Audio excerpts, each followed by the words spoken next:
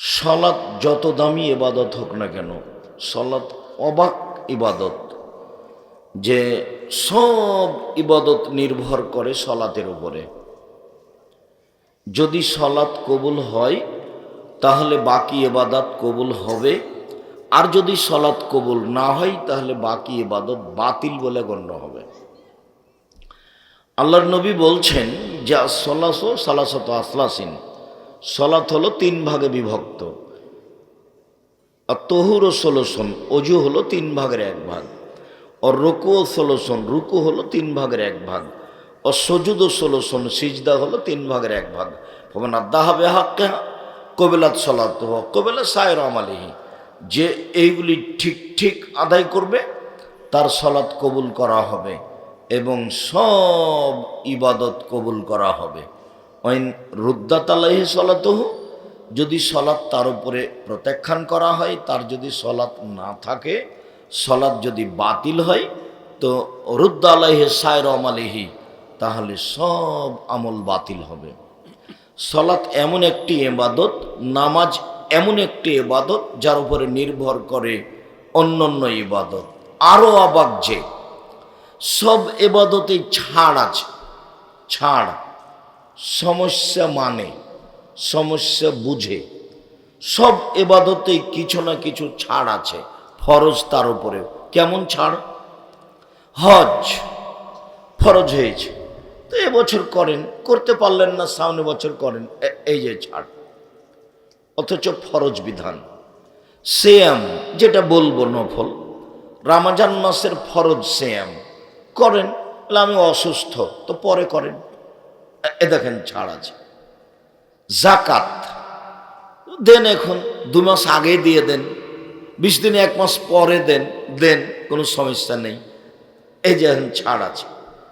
কিন্তু সলাৎ এমন একটা ইবাদত, ছাড় বলে কোনো জিনিস নাই, একেবারেই ব্যতিক্রম, অবাক ইবাদত। অজু করে সলাৎ আদায় করতে হয় তো পানি নেই, তায়াম্মুম করে করেন, বলে মাটি নেই তো এমনিতেই করেন। দাঁড়িয়ে সলাৎ আদায় করতে হয় তো দাঁড়িয়ে থাকতে পারি না তো বসে থেকে করেন, বলে বসে থাকতে পারি না তো শুয়ে থেকে করেন। কেবলার দিকে মুখ করে সলাৎ আদায় করতে হয়, কেবলা বোঝা যায় না তো এমনিতেই পড়েন।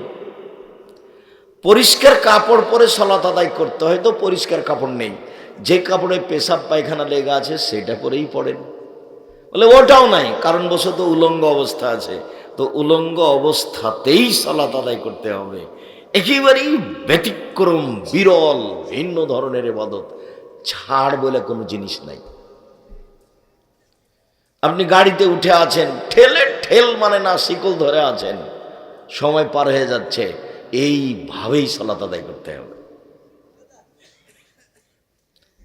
আরো অবাক যে ইবাদত ছেড়ে দিলে, অলসতা করে ছেড়ে দিলে তাকে হত্যা করতে হবে, এরকম ইবাদত দুনিয়াতে নেই সলাৎ ছাড়া। কেউ যদি অলসতা করেও সলাৎ ছেড়ে দেয় তাহলে ইমাম আহমদ ইবনে হাম্বল বলেছেন তাকে হত্যা করতে হবে। আর আরবি বিদ্বানেরা এখন বলছেন কেউ যদি অলসতা করে সলাৎ ছেড়ে দেয়, স্বামী পড়ে স্ত্রী পড়ে না, স্ত্রী পড়ে স্বামী পড়ে না, তাহলে বিবাহ বাতিল হয়ে গেছে, বিবাহ কেটে গেছে। অবাক ইবাদত। আরো তারা বলছেন যে অলসতা করে কেউ যদি নামাজ না পড়ে মারা যায় তাহলে ওর জানাজা হবে না, আর কবর মুসলমানের কবরস্থানে হবে না, ওকে রেখে দিতে হবে শ্মশান ঘাটে, হিন্দুদের লাশ যেখানে ফেলে দেওয়া হয়। এখন আরবি বিদ্বানেরা এইভাবে বলছেন, তার নাম সলাত, তার নাম নামাজ। পৃথিবীর ব্যতিক্রম ইবাদত হলো সলাত। মূল কথা বলি, হ্যাঁ এ কথাই ঠিক যে সলাত এমন একটা ইবাদত যার উপরে নির্ভর করে অন্যান্য ইবাদত।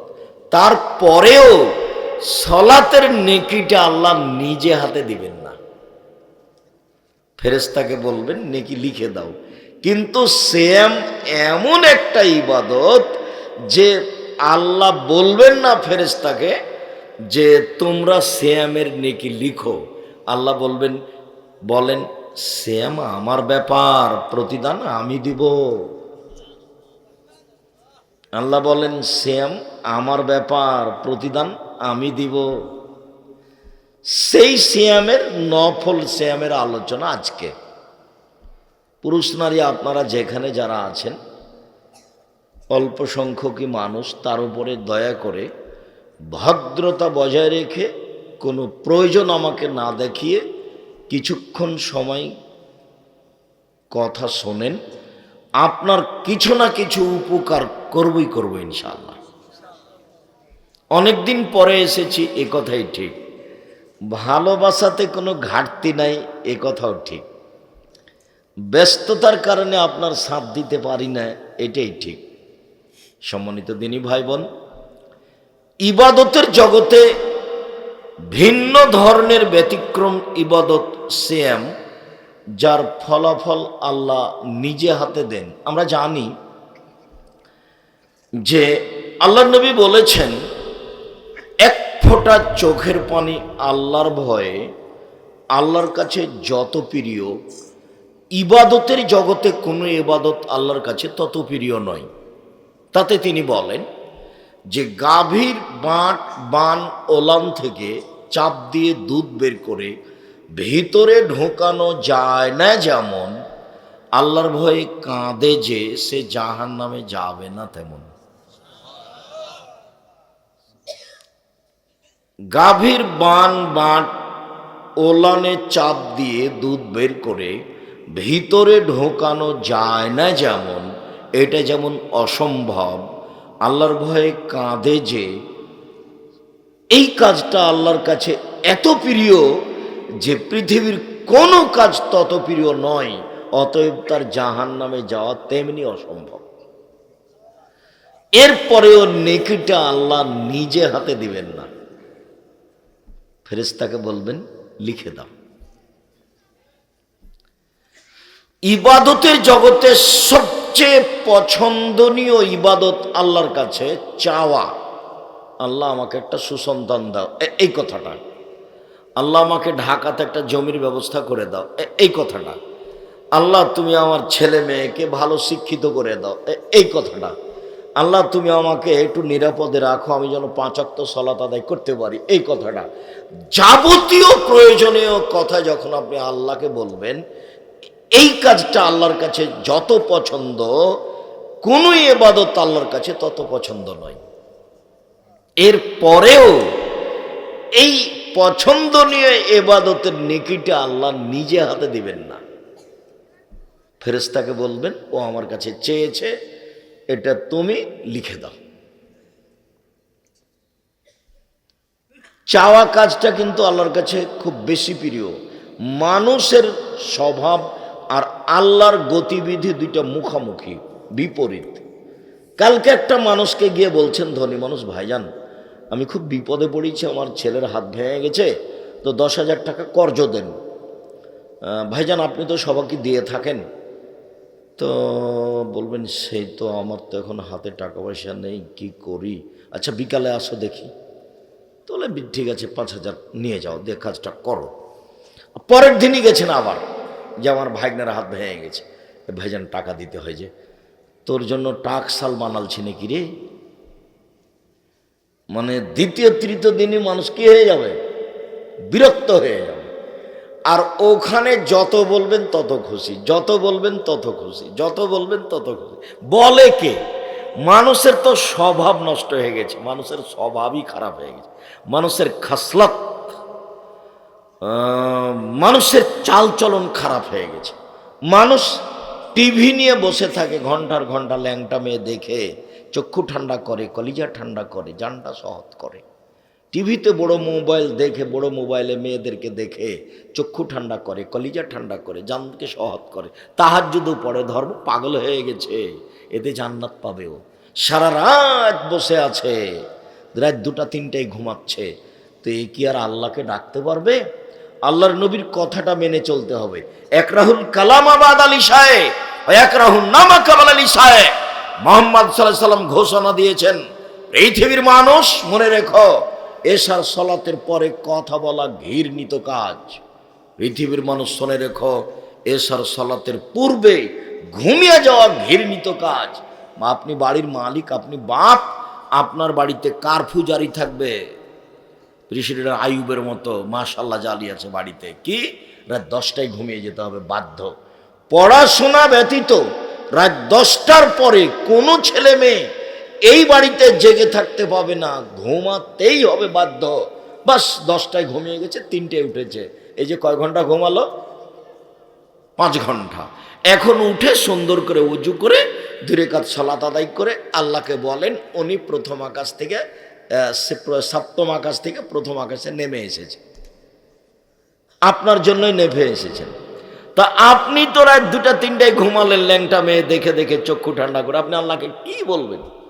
আপনার চরিত্র শয়তান, আপনার স্বভাব খারাপ, আপনার অভ্যাস খারাপ, আপনার খাসলত খারাপ। কি দেবেন? ঘন্টার ঘন্টা দোকানে বসে আড্ডা পিটেন, সব সময় দোকানে ল্যাংটা মেয়ে নাচছে টিভিতে, আর সবাই বসে আছে দেখছে, গল্প করছে, দিন কাটাচ্ছে। আড্ডা পিঠা হারাম। 4টা কাজ জীবনে করতে হবে। 1 5 ওয়াক্ত সালাত, 2 হালাল রুজি, 3 কোরআন তেলাওয়াত, 4 আড্ডা পিঠা হারাম। দোকানে বসে আড্ডা পিঠা হারাম, চিরদিনের জন্য হারাম। দোকানে যেতে হবে, আসসালামু আলাইকুম, আহমদ লবণ আছে? জি আছে। 1 কেজি লবণ দাও। মরিচ আছে? হ্যাঁ 200 মরিচ দাও। বাস নেওয়া হয়েছে, টাকা দিয়ে দেন, আসসালামু আলাইকুম। আর ওখানে থাকতে পাবেন না। বসে আছেন, থাকেন কোন শরমে, কোন লজ্জায় থাকেন? পশু প্রাণী আপনি? গরু ছাগল আপনি? কুকুর শ্রীগাল আপনি? না আপনি মানুষ? আল্লাহ তাআলা বলছেন, বোঝে না ওরা, অন্তর আছে বোঝে না, দেখেও দেখে না ওরা, চক্ষু আছে দেখে না, শোনেও শোনে না ওরা, কান আছে শোনে না। উলাইকা কাল আনাম, তারা পশু প্রাণীর মতো, তারা গরু ছাগলের মতো, তারা কুকুর শ্রীগালের মতো, ভালো মজাল বরং তার চেয়ে খারাপ। আল্লাহ বলছেন মানুষকে, বলছে ওরা কুকুর শ্রীগালের চেয়ে খারাপ, পশু প্রাণীর চেয়ে খারাপ। কোন লজ্জায় আপনি দোকানে বসে আড্ডা পিটেন? আপনার একটু শরম হয় না কেন? আপনার একটু হায়া হয় না কেন? আপনার একটু লজ্জা হয় না কেন? আপনার একটু ইতস্তবোধ হয় না কেন? কেমনে বসে থাকেন? মেয়েটা নাচছে টিভির মাধ্যমে যত ইনকাম হয়েছে দোকানে সব হারাম।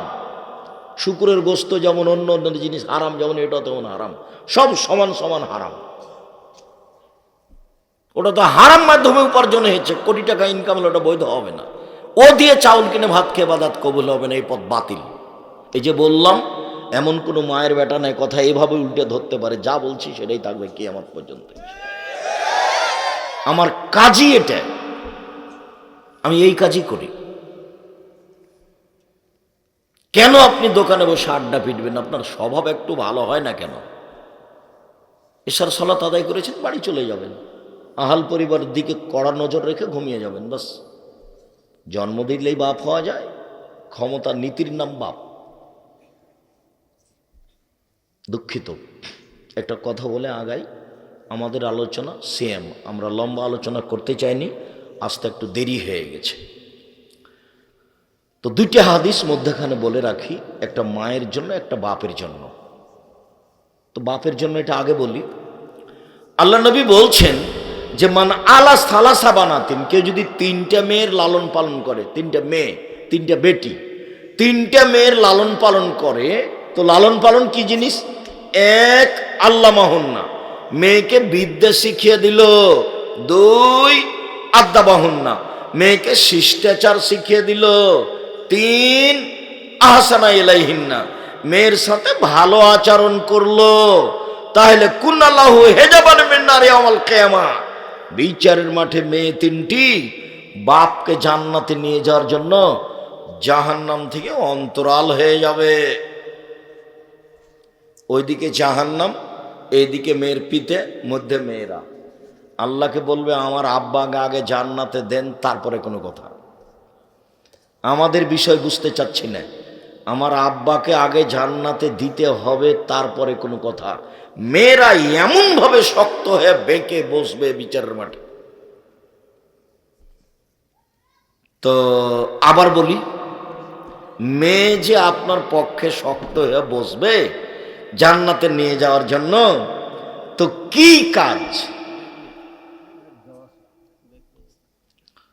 কথা হবে না। আপনারা কেউ কোনো প্রয়োজন দয়া করে আমাকে দেখাবেন না। আপনাকে আমি অনেক ভালোবাসি, আপনার জন্য এসেছি আমি। আপনার কিছু না কিছু উপকার করবই করবো ইনশাআল্লাহ। জীবনে কোনোদিন কেসা কাহিনী বলিনি, আজকে বলতে হবে এমনটা হিসাব করিনি।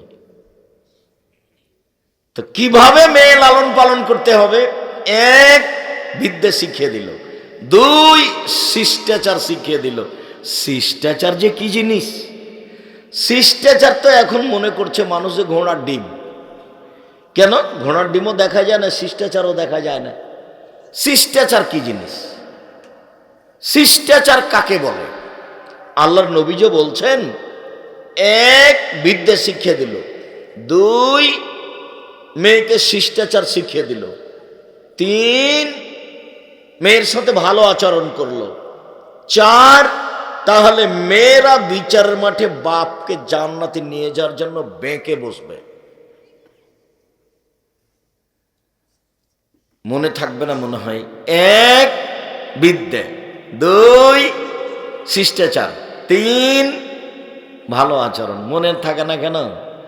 ভালো আচরণ মানে মেয়ের সাথে কোনো সময় খাস্টা মেস্টা আচরণ করতে পারবেন না। আম্মু বলে ডাকতে হবে, আদর করতে হবে, এই কথাই ঠিক।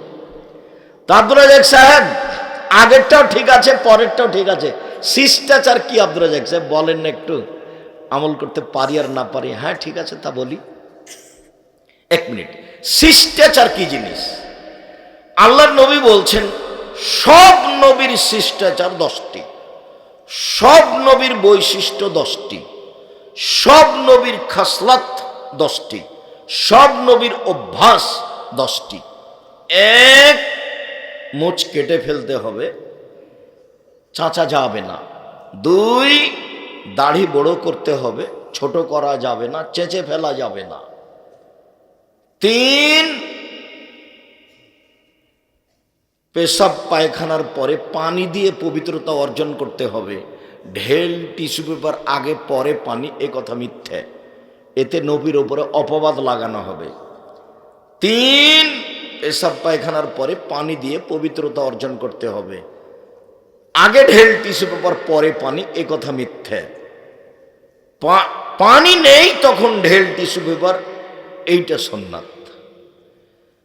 40 কদম হাঁটা নোংরামি, পায়ের উপরে পা উঠানো খক খক করে কাশা শরীয়ত বহির্ভূত কাজ। আবার যদি পায়ের উপরে পা উঠাতেই হয়, খক খক করে কাশতেই হয়, যদি 40 কদম হাঁটতেই হয়, তা আমি পুরুষ মানুষ, আমি ঢেল টিস্যু পেপার নিয়ে 40 কদম হাঁটলাম, পবিত্রতা অর্জন করলাম, আমি জান্নাতে চলে যাব। আমার বউকে জান্নাতে যাওয়া লাগবে না? ওই 40 কদম হাঁটবে, ওই ঢেল নিয়ে টিস্যু পেপার নিয়ে হাঁটবে, পায়ের উপরে পা উঠাবে, খক খক করে কাশবে।